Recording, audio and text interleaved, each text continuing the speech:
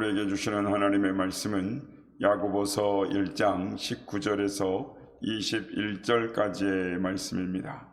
야고보서 1장 19절에서 21절까지의 말씀을 교독하시고 마지막 절은 함께 합독하시도록 하겠습니다. 내 사랑하는 형제들아, 너희가 알지니 사람마다 듣기는 속히 하고 말하기는 더디하며 성내기도 더디하라.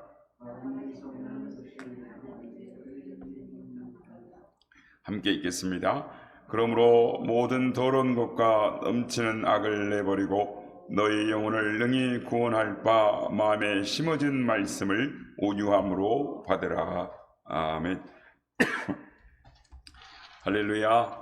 오늘도 우리 예배 가운데 함께 하신 주님을 찬양합니다. 그리고 새벽을 깨워 기도의 향연을 하나님 앞에 예배로 나온 모든 성도님들께 하나님의 은혜와 평강이 함께 하시길 기원드립니다.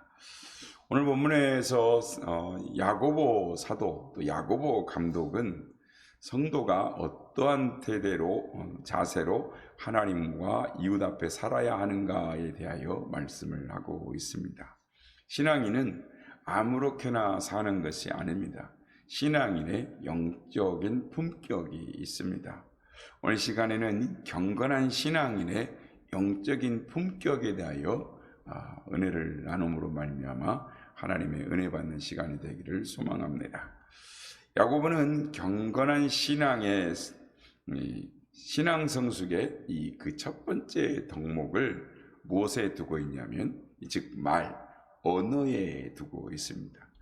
우리가 평생을 두고 들어야 할 세 가지가 있는데, 첫째는 내면에서부터 들려오는 양심의 소리이고, 둘째는 다른 사람의 말을 들을 수 있어야 하고, 셋째는 하나님의 음성을 들어야 하는 것입니다.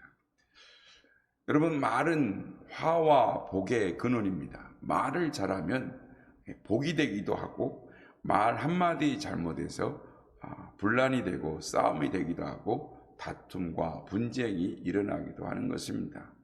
또 말은 생각의 실체이며 마음의 표현입니다. 그 사람 마음에 어떤 생각을 품고 있는지 그 사람의 마음을 알기 위해서는 그 사람의 말을 들어보아야 하는 것입니다. 말은 인간의 내면을 들여다볼 수 있는 창문인 것입니다. 사람의 마음을 눈으로 들여다볼 수는 없지만 그가 하는 말을 들어보면 그가 어떤 생각을 품고 있는지 그의 내면을 들여다볼 수 있는 것입니다. 또한 말은 인간관계에 영향을 미치는 것입니다. 자녀의 말 한마디에 부모의 마음이 기쁘기도 하고 부모의 근심이 되기도 하는 것입니다. 또 부모의 한마디가 자녀에게 용기를 주기도 하고 자녀를 무기력하게 길을 꺾어 놓기도 하는 것입니다. 아내의 말 한마디가 남편의 인생을 결정하기도 하고 남편의 말 한마디가 아내의 가슴을 찌르기도 하는 것입니다. 아프게 하기도 하는 것입니다. 그렇다면 우리는 어떤 말을 해야 합니까? 오늘 본문 19절 말씀입니다. 내 사랑하는 형제들아, 너희가 알지니 사람마다 듣기는 속히 하고 말하기는 더디하며 성내기도 더디하라 라고 말씀합니다. 그리고 26절에 보면은 누구든지 스스로 경건하다 생각하며 자기의 혀를 제갈 물리지 아니하고 자기 마음을 속이면 이 사람의 경건은 헛것이라 라고 말씀을 하는 것입니다. 오늘 본문 19절을 보면 이렇게 시작합니다. 내 사랑하는 형제들아. 야고보 감독의 일성입니다. 오늘 본문을 기록한 야고보는 예수님의 동생으로서 예루살렘 교회의 담임 목사였습니다. 당시 예루살렘 교회는 이 최초의 교회였고 다른 모든 교회의 모교회였습니다. 그리고 로마 제국의 각국으로 각처로 흩어져 있는 유대인 기독교인들은 다 예루살렘 교회의 출신인들이었습니다. 스데반의 순교 이후에 일어난 박해를 피해서 초대교회 교인들이 예루살렘을 떠나 각국으로 각처로 피난을 떠났습니다. 이 예루살렘 교회의 담임 목사인 야고보 감독이 로마 제국 각국에 흩어져 살고 있는 유대인 기독교인들에게 편지를 보내고 있는 것입니다. 교회 담임 목사가 먼 곳에 나가 있는 성도들에게 편지를 써서 보낼 때 그 심정이 어떠했을까요? 가까이에 있으면 주일마다 설교를 통해서 가르치고 신방을 통해서 권면하고 위로하고 말씀으로 세울 수도 있을 텐데 멀리 떨어져 있으니 그럴 수 없는 것입니다. 그러니 얼마나 답답하고 안타까웠겠습니까? 그런 상태에서 성도들에게 편지를 쓴다라고 생각해 보시길 바랍니다. 정말 간절하고 정성이 담긴 편지가 되지 않겠습니까? 예루살렘 교회 감독인 야고보 목사님도 그런 심정으로 지금 편지를 쓰고 있는 것입니다. 특별히 당시의 유대인으로서 예루살렘 교회의 교인이 그리스도인이 된 사람들은 다른 유대인들로부터 많은 핍박을 당하고 있었습니다. 그런 그리스도인들을 야고보 감독은 사랑하는 내 형제들아 라고 부르고 있습니다. 이 호칭 속에 이 야고보 감독이 예루살렘 즉 성도들을 향한 이 감독의 마음의 표현이 다 들어있는 것입니다. 그들을 향한 사랑과 그리움과 또한 그들이 당하고 있는 환난과 핍박에 대한 안타까움과 위로와 격려가 야고보의 마음이 이 사랑하는 내 형제들아 이 한마디에 다 담겨져 있는 것입니다. 성도 여러분, 하나님의 교회는 이렇게 내 사랑하는 형제들아 라고 부를 수 있는 사람들의 몸이 되어야 하는 것입니다. 목사는 성도들을 향하여 사랑하는 내 형제들이여 라고 부를 수 있어야 하고, 성도들도 목사를 향하여 사랑하는 내 형제여 라고 부를 수 있어야 하는 것입니다. 또한 성도들끼리도 나의 사랑하는 형제여, 나의 사랑하는 자매여 라고 부를 수 있어야 하는 것입니다. 이것이 바로 하나님의 교회의 모습이며 경건한 신앙의 영적 성숙한 성도들의 모임인 것입니다. 영적 품격인 것입니다. 여러분, 주일을 한번 돌아보시길 바랍니다. 우리 모두 정말로 서로를 보면서 사랑하는 내 형제여, 내 자매여 라고 부를 수 있습니까? 우리 모두는 하나님의 그 크신 사랑으로 함께 모여서 예배를 드리고 있습니다. 참 행복한 공동체의 가장 큰 능력은 사랑인 것입니다. 서로를 아끼고 존중하고 배려하고 섬기고 용납할 때 하나님의 의의를 이룰 수가 있는 것입니다. 바라기는 이러한 경건한 영적인 이 품격, 경건한 신앙을 소유하는 우리 모두가 다 되시기를 예수님의 이름으로 축복합니다. 오늘 보면 19절, 20절을 보면 야고보는 두 가지를 강조하고 있습니다. 첫째, 사람마다 듣기는 속히 하고 말하기는 더디하라 라고 말씀하는 것입니다. 말은 많이 듣고 말은 적게 하라라는 것입니다. 말하는 것에 2배를 들으라라는 것입니다. 10분을 말하려면 20분은 들어주어야 하는 것입니다. 상대방의 말을 잘 들어줘야 합니다. 상담학의 기본은 들어주는 것입니다. 성도가 예배 때 말을 잘 들어야 하는 것입니다. 말씀을 잘 들어야 하는 것입니다. 믿음은 들음에서 나기 때문인 것입니다. 어떤 사람은 모였다 하기만 하면 혼자 말을 독차지합니다. 옆 사람에게 틈을 안 주는 것입니다. 그렇게도 많고 할 이야기가 많은 것입니다. 대부분은 자기 자랑입니다. 그래서 사람들이 싫어합니다. 말이 많으면 쓸 말이 적습니다. 또 실수가 많은 사람이 됩니다. 귀가 둘이고 입이 하나인 것은 바로 많이 들으라고 주신 것인 줄로 믿습니다. 그런데 19절에 보면 듣기는 속히 하라 라고 말씀합니다. 여러분, 이것이 무슨 말씀일까요? 듣는 데에도 빨리 듣는 사람이 있고 늦게 듣는 사람이 있다는 말입니까?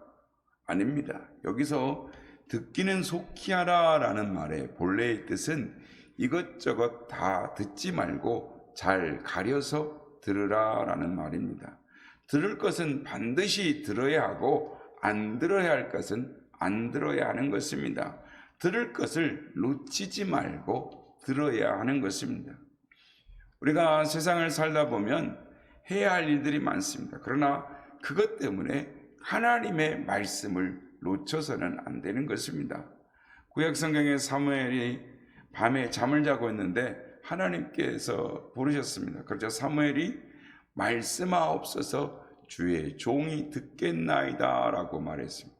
그렇습니다. 우리도 어느 때라도 하나님의 말씀을 들을 준비가 되어 있어야 하는 것입니다. 말씀을 들을 준비를 하면서 살아야 하는 것입니다. 세상 일이 바빠서 세상 일에 빠져서 하나님의 음성을 놓치는 법이 없기를 주의 이름으로 축복합니다. 두 번째는 말하기는 더디하라 라고 말을 합니다. 말하기는 더디하라 라는 말에는 두 가지의 의미가 있습니다.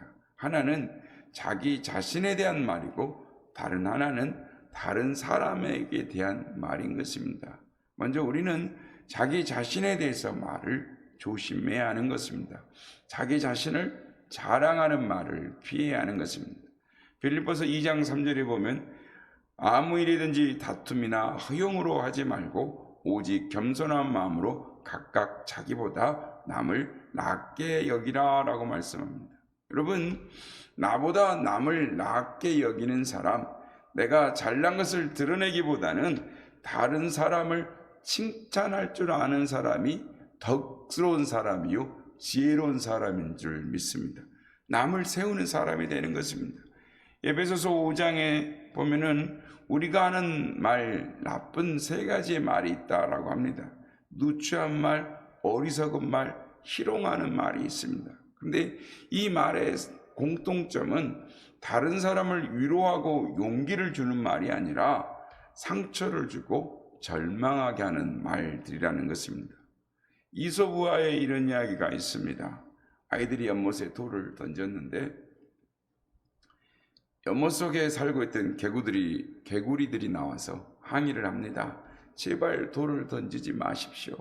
그러자 아이들이 대답합니다. 우리는 그냥 장난으로 돌을 던지고 있을 뿐이야. 그러자 개구리들이 대답합니다. 당신들이야 장난으로 던지지만 우리는 목숨이 왔다 갔다 합니다. 그렇습니다.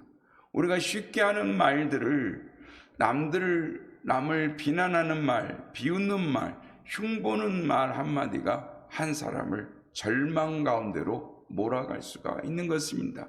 씻을 수 없는 상처를 주는 것입니다. 그러므로 다른 사람에 대해서 하는 말을 조심해야 하는 것입니다. 여러분, 내가 말을 할 때 내가 하는 말이 사실인가를 생각해 보아야 합니다. 사실이 아니면 나는 거짓말을 하고 있기 때문인 것입니다. 또 내가 하고자 하는 말이 덕이 되는가를 생각해야 하는 것입니다. 덕이 되면 말을 하고 덕이 되지 않으면 말을 하지 말아야 하는 것입니다. 우리는 말을 할 때 가능하면 칭찬의 말을 해야 하는 것입니다. 칭찬은 고래도 춤추게 한다라는 말이 있듯이 칭찬할 때 거대한 고래가 춤을 추듯이 칭찬 한마디가 사람의 운명을 바꾸는 것입니다. 여러분, 다른 사람을 향해 말할 때 칭찬을 아끼지 않는 여러분들이 되시길 바랍니다. 칭찬에 10계명이 있다라고 합니다. 제1계명, 칭찬한 일이 생겼을 때 즉시 칭찬하라.